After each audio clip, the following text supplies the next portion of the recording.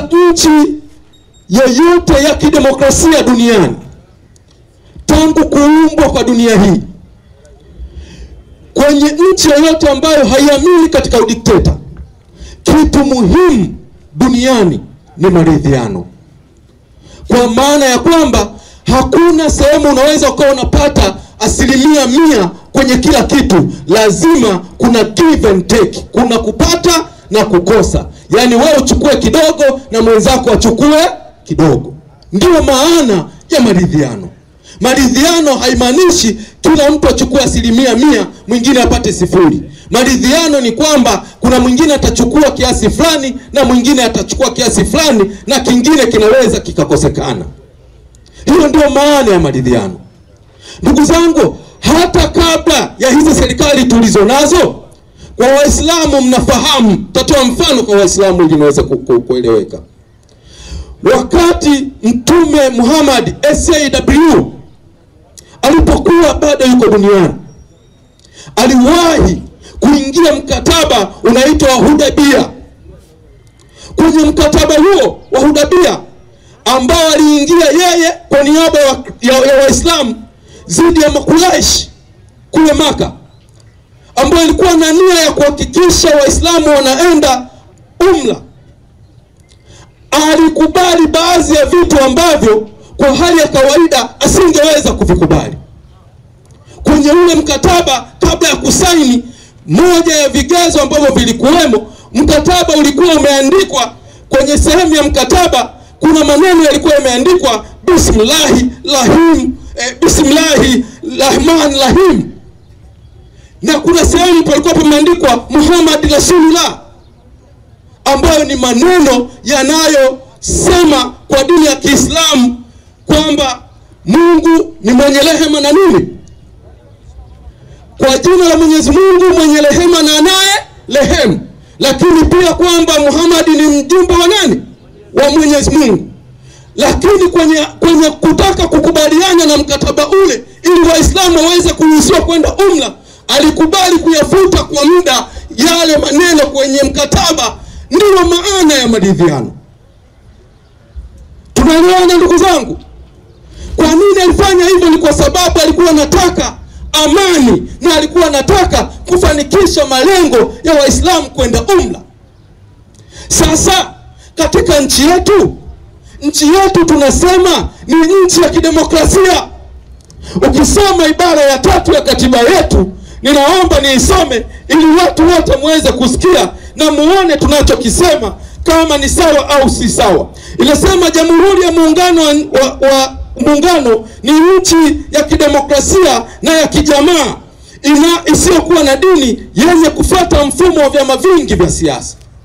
Kwa nchi yetu msingi wake ni nchi ya kijamaa, lakini pia ya kidemokrasia na yenye kufuata mfumo wa vyama vingi vya siasa. Kwa maana nyingine ni kwamba kama kuna vyama vya kisiasa vingi na kama kuna mfumo wa kidemokrasia, lazima kuna sehemu mtakuwa mnapishana na kuna sehemu mtatakiwa kuingia kwenye maridhiano. Ndio maana yake. Sasa nataka muone huyu rais anayesema yeye anaheshimu 4R. Ni kweli kwamba wanachokilalamikia Chadema yeye hakioni? Na je, haina haja ya kuhitaji maridhiano? Naomba niende ibara ya 74 ya katiba hii. Ukisoma ibara ya 74 ya katiba hii, inasema kutakuwa na tume huru ya uchaguzi ya Jamhuri ya Muungano wa Tanzania ambayo itakuwa na wajumbe wafuatao watakaoteuliwa na rais.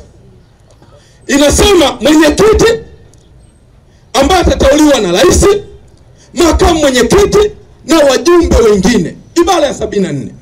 Sasa ndugu zangu, kwa hii ibara ya 74, rais ndo anayeteua mwenyekiti wa tume na ndo anayeteua makamu wa tume, lakini pia ndo anateua wajumbe wa tume. Yaani rais ambaye ni mwenyekiti wa Chama cha Mapinduzi, chama ambacho kinaingia kwenye uchaguzi dhidi ya vyama vingine, lakini huyo naye anaingia kwenye uchaguzi, yeye ndo anateua wajumbe wa tume kwa mjibu wa ibara hii. Yaani ni sawa na kusema referee ana upande tayari, halafu huyo ndio anakuja kuambia ingieni tucheze, mimi nitachezesha vizuri, kwa mjibu wa ibara hii. Sasa ukiachana na yeye kuteua wajumbe, kibaya zaidi, licha ya kwamba yeye ndio anateua wenye viti wa tume na wajumbe, kibaya zaidi kwenye hiyo tume ameteua mpaka mjumbe ambaye ni mwana CCM kabisa. Mnamfahamu Omar Ramadhani Mapuli. Omar Ramadhani Mapuli amewahi kuwa mwenezi taifa wa CCM, Omar Mapuli. Lakini pia amewahi kuwa balozi wa nchi yetu. Amewahi kuwa waziri wa mambo ya ndani. Eti naye ni mjumbe wa tume hii. Halafu unategemea aje atende haki kwa vyama vyetu. Kama haifai, ibara hii inampa rais uwezo wa kuwaondoa hawa wajumbe. Inampa rais uwezo wa kuwaondoa. Na inasema ukienda ibara ya 74, ibara ndogo ya 4 na ya 5, inasema rais aweza kuwaondoa katika madaraka wajumbe ya tume ya uchaguzi kwa sababu ya kushindwa kutekeleza kazi zake ama kutokana na maradhi au sababu nyingine yoyote. Sikiliza hapa. Yaani rais anaweza akawaondoa hao wajumbe wa tume kwa sababu mbalimbali, ikiwemo sababu nyingine yoyote. Yaani kwa lugha nyepesi, akiamua, akiona hakupendi au umechana vibaya, siku hiyo umevaa vibaya, huna suti, anaweza akakuondoa, kwa sababu kwa mujibu wa katiba hii imesema kwa sababu yoyote rais anaweza akawaondoa wajumbe wa tume. Hii inamaanisha nini? Hii inamaanisha kisheria kwamba hawa watu wanaoteuliwa kuwa kwenye tume hawana kitu tunaita security of tenure, hawana kinga ya ajira yao, kwa sababu anaweza akateuliwa leo akaondolewa kesho. Na kwa sababu hiyo, kwa sababu hana security of tenure, hana uhakika na ajira yake itakoma lini, na anayemteua ndio anaweza kumuondoa, maana yake atakuwa anafanya kazi kwa kufuata maelekezo ya yule aliyemteua. Pause. Hiyo ni tatizo kwenye katiba hii. Kama haitoshi, hiyo tume ambayo tunaizungumzia, ukienda ibara ya 74, ibara ya 11 na ya 12, inasema hiyo tume kwenye kufanya kazi zake haitaingiliwa na mtu yeyote, na wala haitafata amri au kushauriwa na chama chochote cha siasa. Kwa hiyo tume ina mamlaka ya kuweza kufanya jambo lolote kwa nia mbaya au nzuri, kwa sababu katiba imewaruhusu kuweza kufanya chochote, na usiwalazimishe au chama cha siasa kisitoe maoni. Na kama haifai, ibara hiyo ya 74, ibara ndogo ya 12 inasema huwezi kwenda mahakamani kuhoji chochote kilichofanywa na tume. Kwa hiyo kwa lugha nyepesi ni kwamba hii tume ikifanya lolote, ukienda mahakamani utaambiwa huruhusiwi kuja kuhoji, kwa sababu katiba imekataza chini ya ibara ya 74, ibara ndogo ya 11 na ya 12. Kama haitoshi, kwenye katiba hii ambayo ninasema tume inateuliwa na rais, na rais ana mamlaka ya kuwaondoa, bado kwenye uchaguzi ambao rais huyo anashiriki kupitia chama chake, akitangazwa vyama vingine vikitaka kulalamika kwenda mahakamani, ibara ya 41 ya katiba hii inakataza kwamba matokeo ya rais hayaruhusiwi kwenda kupingwa mahakamani. Soma ibara ya 41, inakataza kwamba uchaguzi wa rais haupingwi mahakamani. Kwa hiyo kwa lugha nyepesi ni kwamba hii katiba inabeba mfumo wa chama kimoja na inapendelea chama cha CCM. Ndio maana tunasema tunahitaji mabadiliko, ndio maana tunataka reforms. Tunaposema reforms tunamaanisha haya mambo yabadilishwe.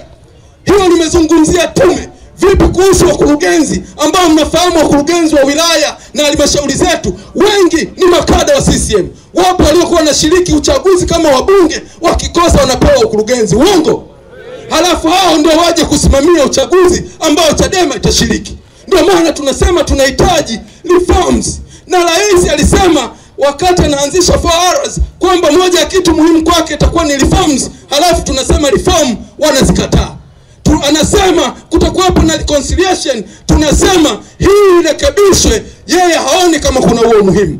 Makamanda, kwa hali hii kuna haja ya kushiriki uchaguzi na wauliza? Kuna haja ya kushiriki uchaguzi? Nimalizie mfano wa mwisho. Wakati wa kujiandikisha, nyinyi wote mnaenda mnajiandikisha, na vyama vinaruhusiwa kuweka mawakala ili kuona kama anayejiandikisha anaruhusiwa kwa umri na kadhalika. Lakini baada ya hapo, wanaoenda kutunza ile takwimu data ni tume. Kwa mjibu wa katiba hii na sheria za uchaguzi, hakuna sehemu yoyote chama cha siasa kinaruhusiwa kwenda kuangalia kwenye seva sehemu wanapotunza ili kupata takwimu halisi ya wapiga kura. Halafu mwisho wa siku tunaletewa data ambazo tunapewa, wakati mwingine zinakuwa ni za uongo, zimepikwa, ni feki, ambazo zinakuja kusaidia kutengeneza kura feki, na mwisho wa siku watu wanashindwa ambao nyinyi mlikuwa mmewachagua kwa halali. Mnakubali kwamba tuendelee na hiyo hali? Pause. Kwa hiyo ndugu zangu, kwa sababu ya muda niliomba nieleze hilo na niishie hapo, lakini niwaambie ndugu zangu, mara nyingi sana mmekuwa mnaambiwa na serikali hii kwamba hii nchi ni ya amani na tuhakikishe tunatunza amani. Naomba niwaambie, hakuna amani katika nchi hii, bali kuna utulivu. Ataeleza viongozi wenzangu, lakini ninaomba tuangalie kwenye mazingira ambayo uchaguzi sio wa haki, kwenye mazingira ambayo watu wanaenda kugombea wanauliwa, kwenye mazingira ambayo mna maisha magumu, halafu mnaambiwa kwamba tunatakiwa kutunza amani. Nyerere wakati wa utawala wake na baada ya utawala wake aliwahi kuandika kitabu kinaitwa Binadamu na Maendeleo. Binadamu, ukisoma ukurasa wa pili wa kitabu hicho, ukurasa wa pili aya ya pili, anasema amani ni nini, ambao kila siku nyinyi mmekuwa mnaambiwa Tanzania ni nchi ya amani, hakikisheni mnatunza amani, huku mnaishi maisha kama vikaragosi. Ukisoma katika kitabu hiki anasema, lakini amani peke yake haina maana katika maisha ya mwanadamu, kama amani yenyewe maana yake ni kutokuwepo mapigano. Maana amani ya namna hiyo inaweza ikawa kisingizio tu cha kudumisha dhuluma inayowapokonya binadamu wengi sana haki na utu wao. Pause. Kwa hiyo tunapoambiwa amani, ni lazima tuangalie hii amani inayozungumzwa ni amani ambayo sisi tuna maisha mazuri, ni amani ambayo sisi ambao tutakiwa kupewa ajira tuna ajira, ni amani ambayo sisi wafanyakazi mishahara inapanda, ni amani ambayo sisi ambao tumemaliza kazi tunapewa pension bila vikokotoo na pension ni ya kutosha. Kama hayo mambo hayapo, maana yake ni kwamba kile alichokieleza Nyerere kwenye Binadamu na Maendeleo, amani tulionayo ni udanganyifu, kwa sababu walio wengi ambao nyinyi ndio mnawaita viongozi wapo kwa ajili ya kuwadhulumu. Ndio maana wao wanatembea kwenye magari mazuri V8, wanaishi kwenye maisha mazuri, watoto wao hawasomi kwenye shule watoto wao mnasosoma, wao wanatibiwa kwenye hospitali nzuri, nyinyi mna maisha mabaya. Pause. Asanteni sana.